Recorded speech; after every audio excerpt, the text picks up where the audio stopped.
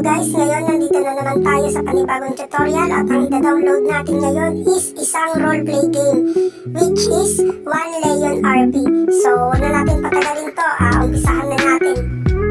So, ngayon, open lang natin yung Google Chrome. Take note ko lang pala guys na itong laro to ay wala sa Play Store pero napaka-safe naman nito laruin mo. So, isearch lang natin dito sa Google 1 Leon. So yan, yung unang-una, yung Lemon Studio, pindutin nyo lang. Then, pwede mong piliin kung anong device ang gamit mo. It's either Android or Apple. So, dito lang tayo sa Android. So, antayin lang natin matapos. Then, pagkatapos ng download, pwede na natin siyang i-install.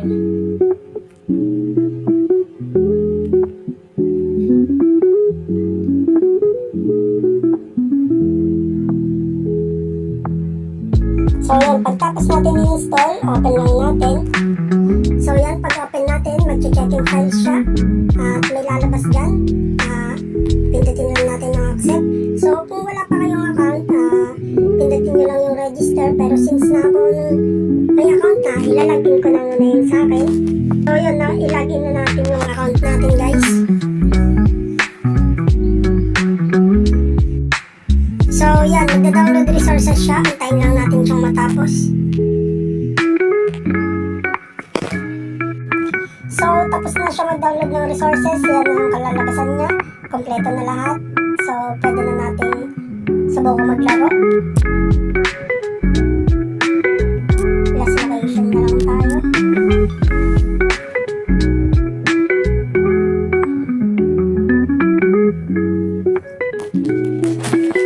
So yan, pagkatapos niyan is pwede na kayo mag-explore.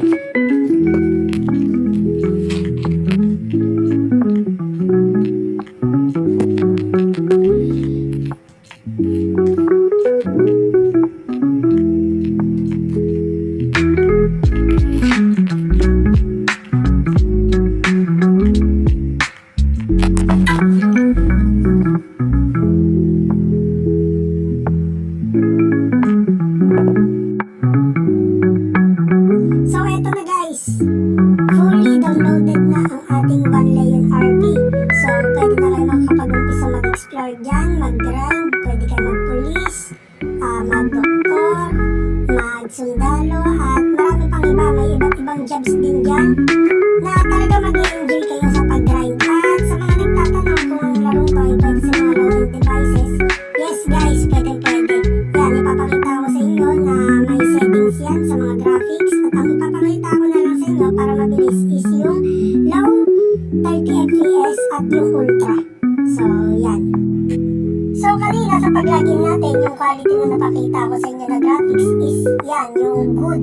So, yung itry naman natin ngayon guys is yung 30 fps. So, yan na guys yung quality ng ating 30 fps low graphics. So, suddenly, mababa talaga siya kung iisipin. Pero, napaka-smooth niyan guys kahit anong device mo. Ang kailangan mo lang talaga is storage. Kasi nasa around 2 gig to. Para naman sa mga low-end users, sa tingin ko naman may enjoy nyo na yung paglalaro sa pamamagitan ng ganitong klaseng quality ng graphics. So, ang subukan naman natin ngayon guys is yung ultra na graphics. So, yan siya guys. Pero hanap tayo ng liwanag kasi para mas makita nyo yung quality at yung pagkakaiba nila.